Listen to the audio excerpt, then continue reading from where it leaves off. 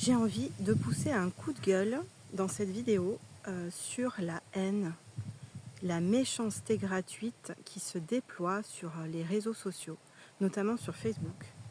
Je trouve que c'est de pire en pire, je ne sais pas ce que tu en penses, et je trouve ça vraiment inquiétant, horrible. Tu vois, récemment, j'ai réagi à une vidéo qui passait là sur Facebook qui montrait en fait un gars qui s'est noyé dans une rivière en faisant une activité, je ne sais plus laquelle, je sais plus si c'était du canoë ou autre chose. Et en fait, j'ai réagi parce que moi-même, j'ai failli me noyer il y a 5 ans dans une rivière en faisant du canoë. En fait, on avait loué 2 canoës avec mon mari. Alors, le loueur de canoë nous avait prévenu qu'il y avait un endroit où il fallait faire attention de ne pas passer. Sauf qu'à cet endroit, moi, j'ai été complètement embarquée par le courant, si tu veux. Et donc, j'ai pas réussi à faire le détour qu'il nous avait dit de faire, le gars. Et j'ai été envoyée contre une falaise. Du coup, avec le choc, mon canoë, il s'est retourné. Moi, je me suis retrouvée sous le canoë.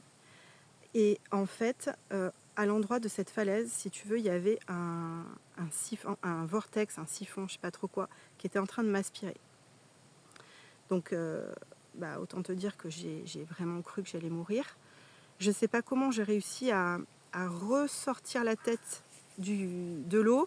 Je me suis accrochée comme j'ai pu à la falaise pendant qu'il y avait mes jambes qui étaient aspirées dans le truc. C'était horrible. Mais bref, encore une fois, je me suis vraiment vue mourir là dans ce moment-là. Et bon, c'est mon mari qui m'a sauvée. Et donc en fait, j'ai raconté, j'ai témoigné, tu vois, sur cette vidéo, j'ai raconté cette histoire-là.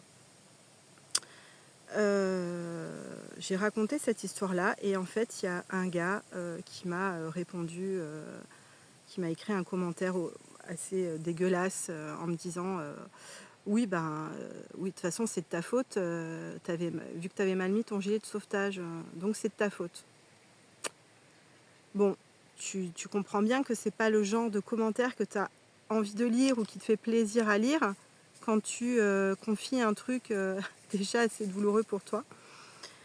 Donc en fait, à ce gars, je lui ai... Alors j'aurais pu ne pas lui répondre et rester dans l'indifférence, ça aurait été très classe d'ailleurs.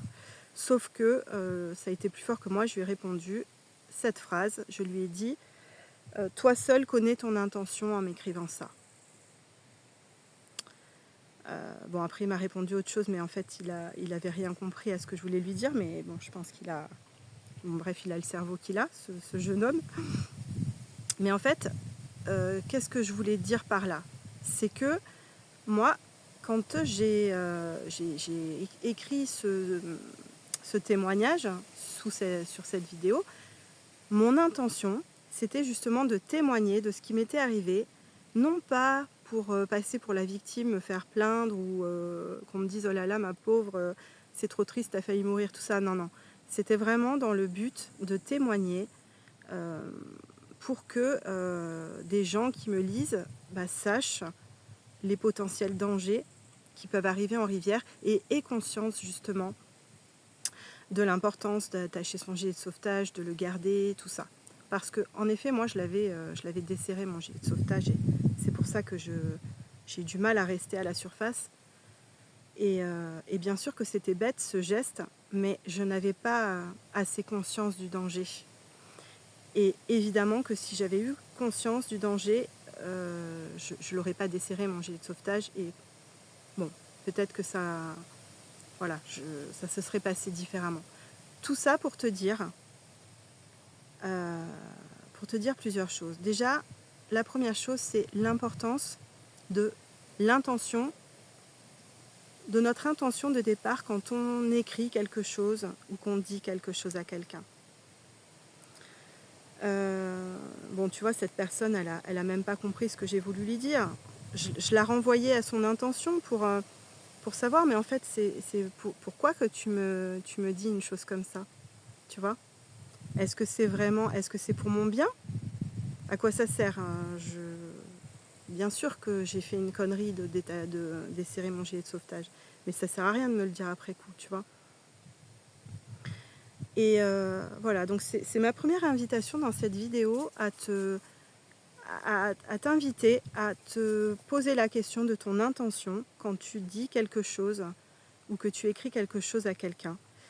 Et parce que tu vois, évidemment, on fait les choses comme ça, on ne réfléchit pas à ce qu'on fait à chaque fois qu'on fait quelque chose. C'est des automatismes, c'est des conditionnements, des comportements, bref.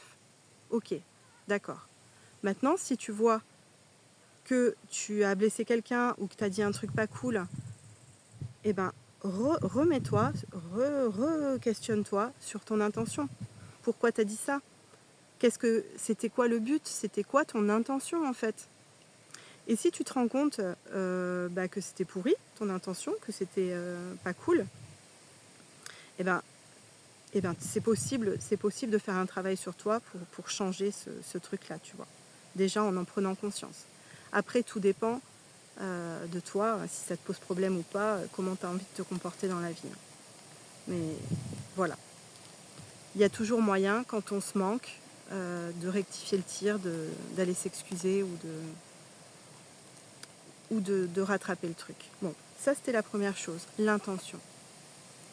La deuxième chose que je voulais te partager à travers ce coup de gueule, c'est que tu vois ce commentaire de cette personne, ça aurait pu me faire totalement me refermer dans ma coquille et de me dire oh là là, j'aurais jamais dû témoigner, j'aurais jamais dû écrire sur Facebook, je donne le bâton pour me faire battre, la prochaine fois je dirai rien, etc.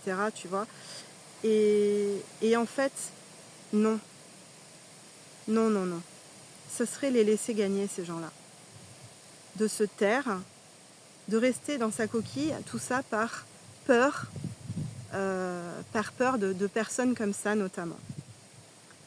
Il y a une notion, un concept qui est très très aidant pour ça. C'est le concept de l'hermétisme. Être hermétique au jugement des autres.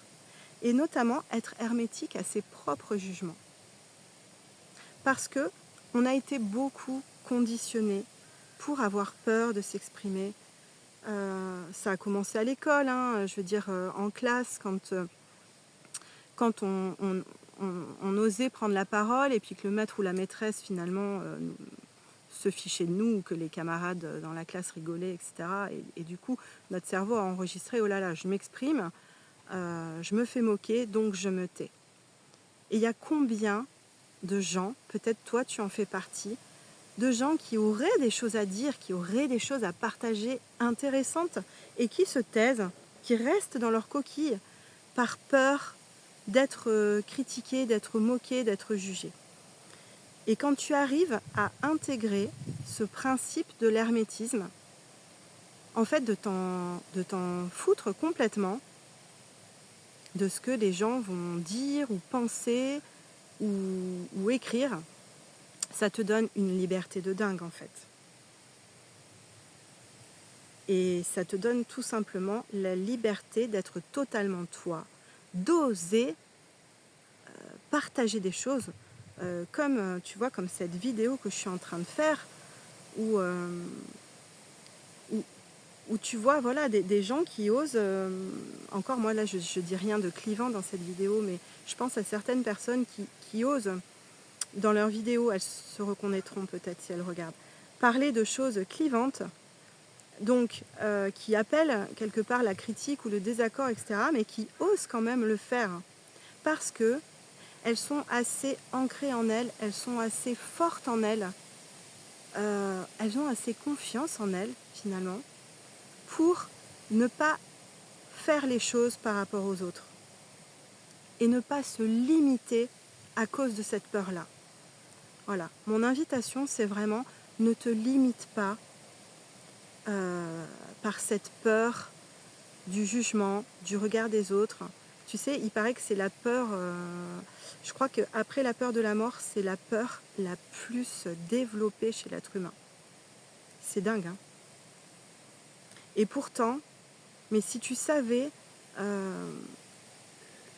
quand tu as le courage d'affirmer des choses, de partager des choses, d'être toi, quand tu as le courage de, de donner au monde qui tu es, tes convictions, mais ça te renforce encore plus en fait. Tu vois, ça auto-alimente ta confiance en toi. Parce que ta confiance en toi, c'est toi qui te la donne. D'accord? C'est pas les autres. C'est pas les likes, c'est pas le nombre d'amis, c'est même pas les compliments, tu vois. C'est juste toi en fait. D'oser partager, exprimer quand tu as un élan.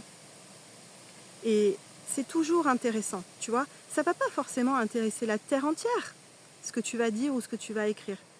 Mais ne serait-ce que si ça touche une personne, deux personnes, mais tu te rends compte, ça peut ouvrir le champ de quelqu'un, ça peut changer la vie de quelqu'un, ça peut inspirer quelqu'un. Et ça vaut de l'or. Donc, vraiment, mon message, c'est sois hermétique, rends-toi hermétique au jugement des autres et à tes propres jugements et ose être toi. Pour t'aider à travailler cet hermétisme dont je te parlais, il faut évidemment réussir à faire taire ses pensées. Parce que forcément, comme je te disais, avec nos conditionnements, nos formatages, nos programmes délétères, etc., notre première réaction, elle va être de la peur. Hein. Elle va être de la peur à vouloir se protéger, se cacher pour ne pas subir ces méchancetés, ces jugements, etc. D'accord? Donc en fait, quand tu ressens ça, la première chose à faire, c'est de faire le vide de tes pensées, de retrouver ton silence intérieur. Pour ça, tu peux tout simplement t'asseoir, fermer les yeux et poser ton attention sur ta respiration, sans chercher à la modifier ou quoi que ce soit. Tu vois, tout simplement. Et tu peux le faire n'importe où, hein, à n'importe quel moment, n'importe où. Et simplement ça va calmer tes pensées. Et petit à petit, au plus le silence mental va s'installer, au plus tu vas pouvoir être connecté à tous les états d'être que tu as en toi déjà au-delà de l'agitation du mental, c'est-à-dire la confiance, la force, la complétude, la sérénité. D'accord? Et ça, on l'a tous en nous, d'accord? C'est toujours accessible, mais pour que ce soit accessible, justement, il faut faire taire ces pensées automatiques de peur, qui sont la plupart du temps de la peur.